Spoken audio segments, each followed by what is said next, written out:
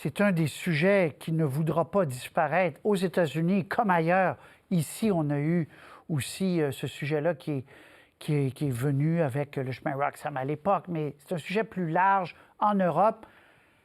Donnez-moi votre appréciation du niveau de la crise politique pour Joe Biden au sud de la frontière. Ne serait-ce, Patrice, qu'en vertu de l'ampleur du problème, parce que vous avez raison de le souligner d'emblée, c'est un problème qui est mondial. On n'a pas seulement ça à la frontière entre le Mexique et les États-Unis, mais en vertu de l'ampleur à cette frontière-là, c'est un problème qui est considérable. Écoutez, en 2021, la première année complète de M. Biden à la présidence, on a battu un record en approchant, en frôlant le cap des 1,6 million d'appréhension. Là, il est seulement question d'appréhension. Il n'est pas question de migrants au total qu'on n'a pas appréhendé potentiellement. Seulement d'appréhension à la frontière entre les deux pays. Et tout le monde, évidemment, criait à la crise parce que c'était énorme comme nombre. Or, en 2022, l'année suivante, l'année dernière, écoutez, on a dépassé le cap des 2,7 millions. On a presque doublé ce qui était déjà un record.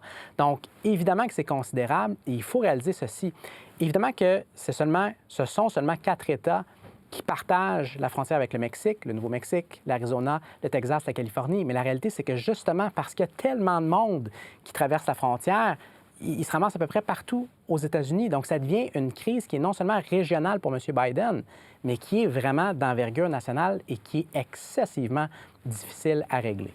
Et là, avec les changements de règles post-pandémiques, c'était plus facile avec le titre 42 de renvoyer les gens. Là, ça sera plus difficile. Ce qui on verra, sera plus difficile, mais en tout cas, le message que ça a envoyé pour beaucoup de gens, c'est on va s'essayer, on va y aller, là.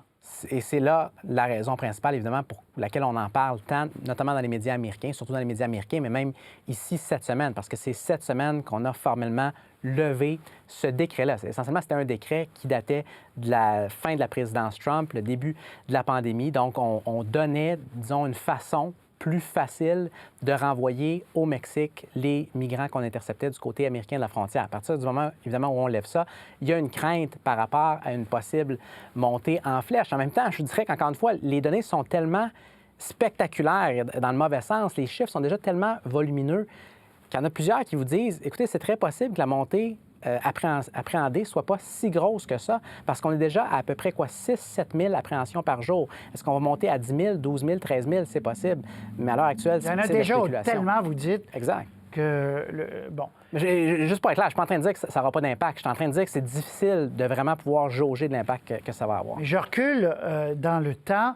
On comprend mieux avec les images, les gens comprennent mieux. Puis on le disait beaucoup, mais il n'y a rien comme le voir, que comparé à la frontière nord, puis au chemin Roxham, puis tout ça, le président Biden, il a fait une fleur à M. Trudeau en disant, c'est correct, vous pouvez nous les ramener, les tiers pays sûrs, etc., parce que c'est une goutte d'eau. Exact.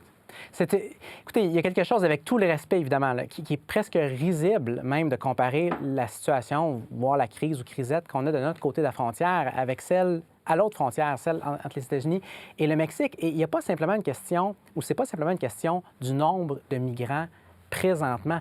Il y a aussi une question temporelle. C'est que cette crise-là, qu'on l'appelle officiellement crise depuis 2 ans ou 1 an et demi ou 2 ans et demi, c'est assez secondaire. La réalité, c'est qu'il y a il y a d'énormes problèmes migratoires à cette frontière-là qui datent maintenant, non pas de mois, non pas d'années, Patrice, mais de décennies.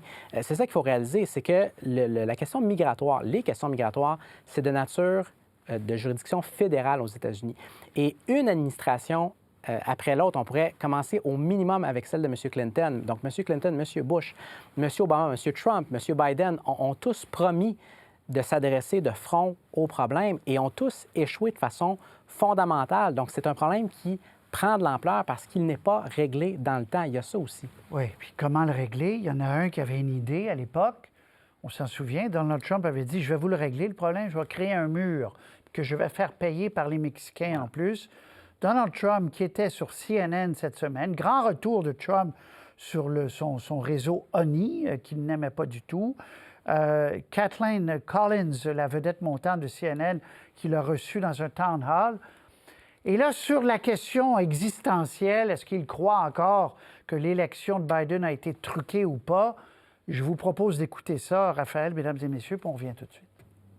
When you look at that result and when you look at what happened during that election, unless you're a very stupid person, you see what happens. A lot of the people lot of the people in this audience, and maybe a couple that don't, but most people understand what happened. That was a rigged election. Mr. President, back to what you just said there, though, it was not a rigged election. It was not a stolen election. You and your supporters lost more than 60 court cases on the election. It's been nearly 2.5 years. Can you publicly acknowledge that you did lose the 2020 election? Let me just go on. If you look at True the Vote, they found millions of votes on camera, on government cameras, where they were stuffing ballot boxes. So with all of that, I think it's a shame that what happened. I think it's a very sad thing for our country. Pouvez-vous nous dire, demande Collins au président Trump, que vous avez perdu l'élection, s'il vous plaît? C'est presque si elle disait, s'il vous plaît, est-ce qu'on peut revenir dans le réel? Puis après ça, on aura des différences, mais au moins ça. Puis il dit non, pas du tout. Mais non, mais en même temps, Patrice, est-ce que quelqu'un, la moindre personne qui a suivi ne serait-ce qu'un soupçon de politique américaine depuis les 3 dernières années et qui est surpris ou surprise de cette réponse-là? En fait, le contraire aurait été carrément renversant, qu'après tout ce temps-là, Donald Trump ne concède ne serait-ce qu'un pouce. Donc, évidemment que le discours ne change pas, et soit dit en passant, c'est sûr qu'on a seulement le temps de faire jouer un ou quelques extraits, mais la réalité, c'est que si vous prenez l'ensemble de l'événement qu'on a eu mercredi soir, c'était quoi? C'était à peu près 70 minutes, là, grosso modo, ça a été du Trump tout craché du début à la fin, incluant mais non pas de façon exhaustive, ses propos sur l'élection, entre guillemets, volée. Ce qui, soit dit en passant, Patrice, d'un point de vue médiatique, ça, c'est vraiment fascinant, est en train de créer une énorme révolte interne, carrément chez CNN et au sein de l'auditoire régulier de CNN, parce qu'il faut comprendre que la relation assez tendue entre Trump et le réseau n'était pas unilatérale, c'est-à-dire que depuis des années, on a, disons, une couverture qui est particulièrement critique, on va le dire comme ça, à CNN de Donald Trump. Donc, c'était, personnellement, en fait, je vais vous le dire très candidement, là, je n'avais pas vu autant de propos et d'intervenants trumpistes ou pro-Trump depuis la campagne de 2016. Donc, pour l'auditoire régulier de CNN, ça fait un sacré choc. Et le président du réseau, depuis les 24-48 dernières heures, est essentiellement en gestion de crise pour essayer de justifier la décision même d'avoir tenu l'événement en direct avec M. Trump devant un public qui lui était largement conquis d'avance. Donc, il y a cette dynamique-là qui est intéressante. On ne dit pas que... En fait, vous ne dites... je ne sais pas ce que vous dites, mais moi, on ne dit pas que Collins n'a pas été bonne, n'a pas essayé. Elle a posé les questions qu'on devait poser. Mais il y avait un auditoire très pro-Trump. Lui, ne bougeait pas, comme vous avez dit, d'un iota. Et on se demande, le calcul de CNN, les primaires républicaines arrivent, ça reste une entreprise privée, c'est là qu'on le voit, là. Exact. Bien, exactement. C'est payant. Il faut le dire de façon très franche, c'est une relation codépendante entre Donald Trump et les conglomérats privés médiatiques aux États-Unis. Il demeure, encore une fois, parce qu'il ne change pas de style, absolument irrésistible d'un point de vue médiatique. Donc, il y a ça d'un côté. C'est sûr que d'un point de vue de code d'écoute, il y a un incitatif pour CNN de le mettre en onde. Vous n'avez pas vu les cotes, hein? Je ne les ai pas vues. Je ne les ai pas vues. En fait, j'en ai entendu parler, je ne les ai pas confirmées. Je vais y aller de façon très, très prudente. J'ai entendu quelque chose autour des 3 millions.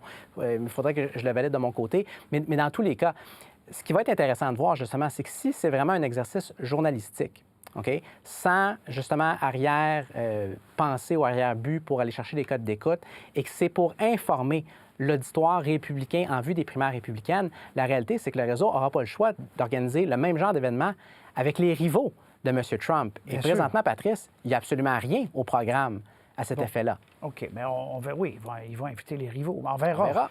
Mais en même temps, ça arrive au moment où Joe Biden reçoit la palme du président le moins populaire de l'histoire.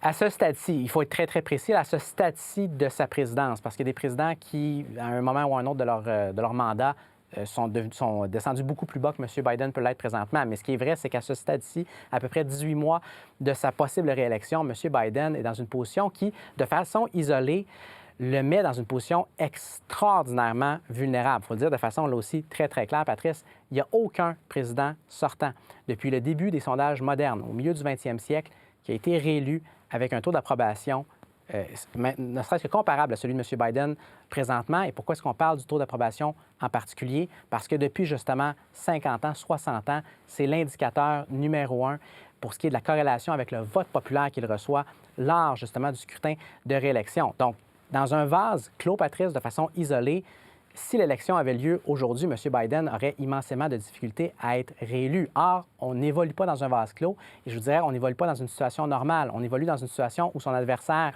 probable, le plus probable, est quelqu'un qu'il peut de façon très réaliste espérer battre, c'est-à-dire l'homme dont on a passé les 5-6 dernières minutes à parler, M. Trump. Merci beaucoup, Raphaël. Bonne fin de semaine. C'est incroyable. C'est presque la politique fiction, tout ça. C'est pour ça que je suis là. Merci beaucoup. Bonne fin de semaine. À vendredi prochain, en principe. Plaisir. Au revoir.